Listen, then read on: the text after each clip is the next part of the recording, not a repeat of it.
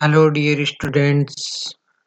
आज अपन बात करेंगे BA part first year macro economics के टॉपिक है एनालिसिस ऑफ डिफरेंस करो अर्थात अनादिमान वक्र का विश्लेषण। इसके अंतर्गत आज टॉपिक लेके आए अपन बजट लाइन या बजट रेखा। इसका अपन अध्ययन करेंगे कि बजट रेखा क्या है, इसमें किस प्रकार परिवर्तन होता है, इसका किस प्रकार पर इसको निरूपण किया जाता है, इसके बारे में अपन अध्ययन करेंगे। तो सबसे पहले अपन देखते हैं कि बजट रेखा क्या है, इसकी परिभाषा के बारे में बात करते हैं। बजट रेखा को अपन कीमत रेखा भी कहते हैं। बजट लाइन इसको इसलिए कहा गया कि ये उपभोक्ता के बजट से निर्धारित होती है। यानी बजट, अगर उपभोक्ता बजट दिया हुआ है, बजट का मतलब उपभोक्ता की आय होती हुई उसका एक तरीके से बजट होता है कि उसकी कुल कितनी इनकम है, वो उसकी एक तरीके से सीमा होती है कि उससे ज़्यादा वो खर्च नहीं करता है। सामान्यतः ये माना जाता है कि उपभोक्ता अपने बजट के रूप में खर्च करता है। और अपन यहाँ पे जो विवेकशील उपभोक्ता माना गया वो ये माना गया है कि उपभोक्ता अपनी दी हुई जितनी उसकी इनकम है उतना ही वो खर्च करता है, उससे न ज़्यादा करता है न कम करता है, और उस बजट के माध्यम से अपनी आय को अधिकतम करता है। बजट रेखा को बहुत सारे नामों से जाना जाता है, जैसे इसको कीमत रेखा भी कहा जाता है, इसकी कीमत औसत रेखा भी कहा जाता है, कीमत आय रेखा भी कहा जाता है, लागत रेखा भी कहा जाता है, बजट सीमा भी कहा जाता है, व्यय रेखा भी कहा जाता है, उपभोग संभावना वक्र जैसे अन्य नाम से भी जानते हैं। अब बजट रेखा क्या है, इसको अगर शब्दों में बात करें तो अपने को वस्तुओं की कीमतें और उपभोक्ता की आय अगर दी हुई है, यानी दो वस्तुएं अपन खरीद रहे हैं, माना कि उपभोक्ता की आय दी हुई है, तो अपन बजट रेखा का निरूपण या बजट रेखा को डिराइव कर सकते हैं। यानी दो वस्तुओं की कीमतें और उपभोक्ता की आय दी होने पर उपभोक्ता दो वस्तुओं के विभिन्न मात्राओं को क्रय कर सकता है। इन मात्राओं के संयोगों को मिलाने वाला बिंदु पथ को कीमत या बजट रेखा कहते हैं। जिस प्रकार वस्तु और सेवाओं के जो अपना तटस्थता वक्र था, जो दो वस्तुओं के उन विभिन्न संयोगों को बताता था जिनसे समान संतुष्टि होती है, लेकिन यहाँ समान संतुष्टि नहीं बताता, लेकिन यहाँ पे ये बताता है कि दो वस्तुओं उन विभिन्न बिंदु अगर सारी आय उन वस्तुओं पर खर्च कर दे तो अपन उसके जो विभिन्न संयोग होते हैं मिलते हैं, उन सभी संयोगों को जो अपन जोड़ दें तो अपने को मिल जाएगी बजट रेखा। बजट रेखा का निर्माण करने के लिए दो चीजों का ज्ञात होना आवश्यक है। एक, वस्तुओं की कीमतें पता होनी आवश्यक है, दूसरी उपभोक्ता की आय। अगर इनका पता नहीं हो तो उपभोक्ता बजट रेखा का निर्माण नहीं किया जा सकता, क्योंकि आय पता नहीं होने पर अपने को क्या पता होगा कि उसकी कितनी आय है। इसके कारण अपने और कीमतें का पता नहीं होने पर भी अपन बजट रेखा का निरूपण नहीं कर सकते हैं। जैसे यहाँ पे अपन ने एक उदाहरण लिया कि माना कि एक व्यक्ति की आय 50 रुपए है और मान लियो कि एक्स वस्तु की कीमत 10 रुपए और वाई वस्तु की कीमत 5 रुपए। अगर एक उपभोक्ता सारी की सारी अपनी आय है वो एक्स वस्तु पर खर्च कर दे तो 10 रुपए के अनुसार वो अधिकतम कितनी वस्तुएं खरीद सकता है? 5। इन 5 वस्तुओं को अपन ने यहाँ पे रेखा चित्र में ओ एक्सेस पर लिया। ओ एक्सेस मतलब वो नीचे वाला क्षैतिज एक्सेस, और ओ वाई एक्सेस इधर होता है ऊपर वाला, ये उदगर एक्सेस जो खड़ा हुआ भाग है, इस पे अपन ने वाई वस्तु को लिया। अब अगर पूरी की पूरी 50 रुपए खर्च कर देगा तो उपभोक्ता कितनी वस्तु खरीद सकता है? 5। यानी ये ओ या अपन ओरिजिन पॉइंट से माने तो 5 वस्तुओं तक, यानी ओ एल मात्रा खरीद सकता है कुल। और अगर मान लो उपभोक्ता सारी की सारी आय वाई वस्तु पर खर्च कर दे और 5 रुपए कीमत है, 50 रुपए उसकी आय है, तो वो 10 वस्तुएं वाई वस्तु की खरीद सकता है। यानी ओ से 10 तक जाएंगे, 10 को ये बी बिंदु दिया तो ओ बी, तो ओ बी मात्रा खरीद सकता है। अगर ये बी और एल मात्रा को अपन एक सीधी रेखा से जोड़ दें तो अपने को मिल जाएगी बजट लाइन या बजट रेखा। यानी इसके ऊपर जितने भी संयोग स्थित होंगे उनसे उपभोक्ता को वो जो कार्य कर सकता है। इसके अंदर कोई वस्तुओं को कार्य करेगा, कोई संयोग खरीदेगा, इसका मतलब वहाँ सारी आय खर्च नहीं हो रही। इसके ऊपर वाले बिंदु ये बताते हैं कि उसकी पहुंच से बाहर है, क्योंकि वो अभी दी हुई कीमतें और उपभोक्ता की आय की स्थिति में इसको खरीद नहीं सकता है। बजट लाइन, बजट लाइन को अपन बजट लाइन मतलब कुल आय है, दो वस्तुओं पर खर्च की, दो वस्तुओं कितनी मात्रा खरीदी है, उनको अपन जितनी मात्रा खरीदी उनको कीमत से गुणा कर देंगे तो अपनी कुल आय के वो बराबर हो जाएँगे, उससे अपने को बजट लाइन या बजट समीकरण या इक्वेशन मिल जाएगी जो इस प्रकार होगी P X into x and P x का मतलब है एक्स वस्तु की कीमत इंटू एक्स प्लस कर देंगे अपन पी वाई इंटू वाई यानी पी वाई का मतलब है वाई वस्तु की कीमत और वाई यानी वाई वस्तु। इन वाई वस्तु को अपन वाई वस्तु की कीमत से एक्स वस्तु को अपन एक्स वस्तु की कीमत से गुणा कर देंगे तो अपने को मिल जाए। इन दोनों को जोड़ने पर अपने को प्राप्त हो जाएगी उपभोक्ता की आय प्राप्त हो।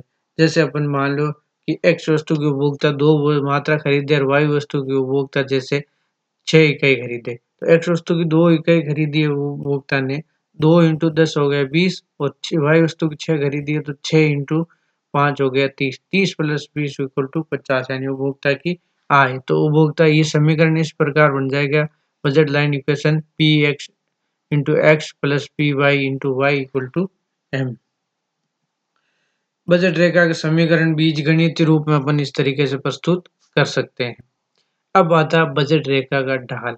अगर अपन बजट रेखा का ढाल देखें तो बजट रेखा का ढाल जो होता है वो अपन अभी पढ़ा था कि किसी भी वक्र का अगर ढाल निकालना तो लंब बटा आधार।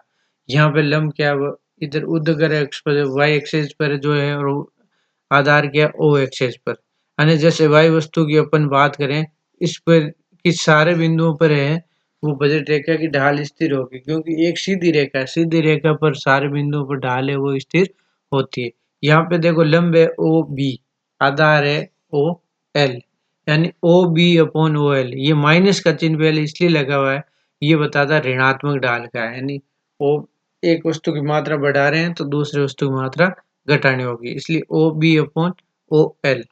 अब देखो ओ एल है वो एक्स वस्तु की कुल मात्रा को प्रकट कर रहा है यानी अपन एक्स वस्तु की कितनी मात्रा खरीद सकते हैं उसको प्रकट कर रहा है। अगर अपने को मात्रा निकालने की एक्स वस्तु की कितनी खरीद सकते हैं तो अपने को क्या करेगा करना होगा कि उपभोक्ता जैसे अभी अपन बात की थी 50 रुपए आई और 5 रुपए एक मतलब एक वस्तु की कीमत 10 रुपए 50 में 10 रुपया भाग देंगे मतलब 5 रुपए वस्तुएं खरीद सकता है यानी एक उपभोक्ता सारी आय एक वस्तु पर खरीद कर खर्च करे जैसे एक्स वस्तु पर खर्च करेगा वो ज्यादा से ज्यादा कितनी खरीद सकता है 5 यानी ओ एल बराबर हो जाएगा एम अपॉन पी एक्स।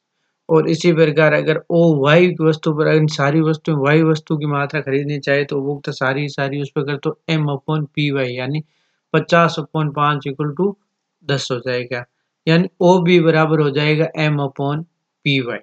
अब अगर अपन मान लो ये एम ओ बी की जगह अपन एम अपॉन पी वाई और ओ एल की जगह अपन एम अपॉन पी एक्स रख देंगे इस लंब बटा आधार में। तो ओ बी की जगह अपन ने जैसे ही एम अपॉन पी वाई रखी और ओ एल की जगह जैसे ही एम अपॉन पी एक्स रखा तो एम से एम कैंसिल हो जाएगा और ये जो हो जाएगा P X upon P Y हो जाएगी।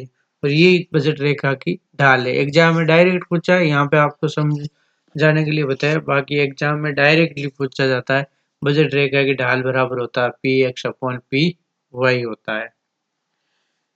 ये हुआ अपन बजट रेखा के ढाल के बारे में बात की। बजट रेखा क्या है ये अपन ने समझ लिया कि बजट रेखा वह रेखा है जो दो वस्तुओं उन विभिन्न संयोगों को दर्शाता है जब उपभोक्ता या उन विभिन्न संयोगों को दर्शाता है जिनमें उपभोक्ता आय और कीमतें दो वस्तुओं की कीमतें और आय दी होने पर क्रय कर सकता है यानी खरीद सकता है यानी खरीदने की क्षमता एक सीमा को बताता है क्षमता को बताता है। अब अपन बात करते हैं कि बजट रेखा में परिवर्तन कब हो सकता है।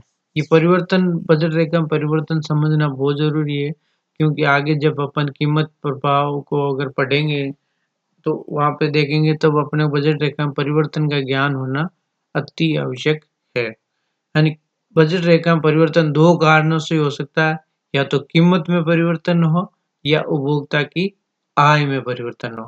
कीमत में किस में परिवर्तन होगा तो किस प्रकार परिवर्तन होगा ये देखते हैं। और एक्स वस्तु की कीमत में भी परिवर्तन होने के कारण हो सकता है और वाई वस्तु की कीमत में भी परिवर्तन होने के कारण हो सकता है। जैसे सबसे पहले अपन बात करते हैं जैसे एक्स वस्तु की कीमत कम हुई एक्स वस्तु की कीमत कम होगी जैसे पहले अपन अभी देखा था कि अगर मान लो 10 रुपए कीमत थी 50 रुपए उपभोक्ता खाए थे 5 इकाई खरीद पाता था। अगर उपभोक्ता कीमत कम होगी अगर 10 की बजाय 5 रुपए हो जाती है तो उपभोक्ता एक्स वस्तु की कितनी मात्रा खरीद पाएगा 5 की बजाय 10 खरीद पाएगा, क्योंकि 5 रुपए कीमत हो गई, यानी कीमत कम हो गई तो उपभोक्ता ज़्यादा मात्रा खरीद पाएगा। इसलिए ज़्यादा मात्रा खरीद पाएगा तो ओएल की बजाय उपभोक्ता ओएल डैश खरीदेगा या ओएल 1 खरीदेगा, ये समझ लो। तो इस ओएल जो 1 ये आया है, इसको अपन बी से मिला देंगे तो ये अपने को नई बजट रेखा मिल जाएगी, जो कि एक तरीके से ऊपर की ओर होगी और इसकी ढाल है वो कम होगी। और अगर मान लो वस्तु की कीमत बढ़ जाती है, एक वस्तु की कीमत बढ़ जाती है, कीमत बढ़ेगी तो इसका मतलब है उपभोक्ता कम मात्रा खरीद पाएगा। जैसे OL2 खरीद रहा है, तो OL2 और बी को मिला देंगे इन दो बिंदुओं को, तो ये नई बजट रेखा बन जाएगी और जिसकी ढाल ज़्यादा है।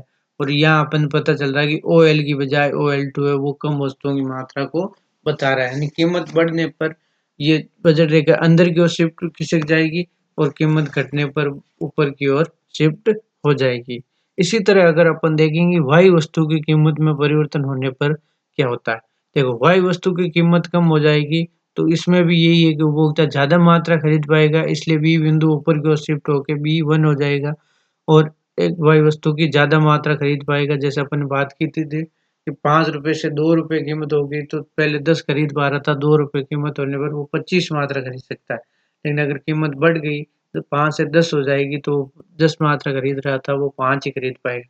इसलिए ये कीमत कम बढ़ने पर अंदर की ओर शिफ्ट होकर B2 हो जाएगी, यानी OB2, जो कि कम मात्रा को बता रहा है, बजाय OB के बजाय OB2 कम मात्रा को बता रहा है। यहाँ पे एल पॉइंट पे कोई परिवर्तन नहीं हो रहा है, क्योंकि यहाँ पर मान के चला कि एक्स वस्तु कीमत में कोई परिवर्तन नहीं हो रहा, और पहले वाला डायग्राम अपन ये मान के चला था वाई वस्तु कीमत में कोई परिवर्तन नहीं हो रहा। अगर दोनों में परिवर्तन होगा तो दोनों में इस तरीके से परिवर्तन हो जाएगा, दोनों जगह परिवर्तन होगा।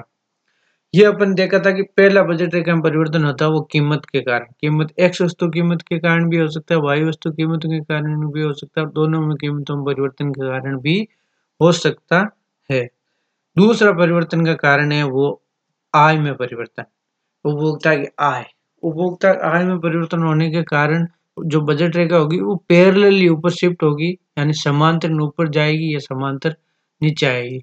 क्योंकि कीमतों में परिवर्तन नहीं होगा, इसलिए बजट रेखा ढाल में कोई परिवर्तन नहीं होगा। बजट रेखा ढाल में तभी परिवर्तन होता है जब कीमतों में परिवर्तन होता है। अब अगर बात करें अपन, तो यहाँ देखें कि उपभोक्ता आय जैसे 50 से बढ़ के 100 हो जाएगी तो खरीदने की क्षमता उपभोक्ता की डबल हो जाएगी, इसलिए बजट रेखा वो सीधे सीधे डबल ऊपर चली जाएगी। जैसे BL से डे वो नई बजट रेखा B1L1 हो जाएगी। और इसी प्रकार अगर उपभोक्ता आय कम हो जाएगी तो खरीदने की क्षमता कम हो जाएगी, कम वस्तुएं और सेवाएं खरीद पाएगा, इसी के कारण पैरेलल नीचे आ जाएगी। और जैसे बात करें अपन 50 रुपए से कीमत जैसे कम होके 30 रुपए हो जाती तो उपभोक्ता कम वस्तुएं खरीद पाता। जैसे 30 रुपए आय होने पर उपभोक्ता एक्स वस्तु की 3 ही खरीद पाएगा 10 रुपए कीमत के अनुसार, और वाई वस्तु की 5 रुपए कीमत के अनुसार 6 ही खरीद पाएगा। जबकि 50 रुपए की स्थिति में एक्स वस्तु की 5 खरीद पा रहा था और वाई वस्तु खरीदता तो 10 खरीद पा रहा था। लेकिन अब कीमत आय कम हो गई तो बजट रेखा नीचे पैरेलल शिफ्ट हो गई, आय बढ़ेगी पैरेलली ऊपर हो। इस प्रकार बजट रेखा में परिवर्तन दो कारणों से हो सकता है, कीमत में परिवर्तन के कारण, दूसरा आय में परिवर्तन के कारण। अगर मान लो समान कीमतों में परिवर्तन एक समान अनुपात में होता है, यानी दोनों में 10-10% अगर कीमतें बढ़ी या दोनों में 10-10% कीमतें घटी है, तो बजट रेखा तो भी कम बजट रेखा वो पैरेलली ऊपर जाएगी या पैरेलली नीचे आएगा। अगर मान लो जितनी आय बढ़ी है, मान लो 100% आय बढ़ी और अगर 100% ही कीमतें बढ़ गई तो बजट रेखा में कोई परिवर्तन नहीं होगा, यानी जितना प्रतिशत आय में परिवर्तन हुआ इतना ही प्रतिशत अगर दोनों वस्तु कीमतों में परिवर्तन हो गया तो आय में तो बजट रेखा में कोई परिवर्तन नहीं होगा। यानी बजट रेखा अपन ने पढ़ ली कि बजट रेखा में दो कारणों से परिवर्तन हो सकता है। बजट रेखा की ढाल होती है वो PX/PY होती है, और बजट रेखा वो होती है जो दो वस्तुओं के उन विभिन्न संयोगों को बताती है जिनसे उपभोक्ता दो वस्तुओं की कीमतें तथा आय दी होने पर क्रय कर सकता है। तो थैंक यू।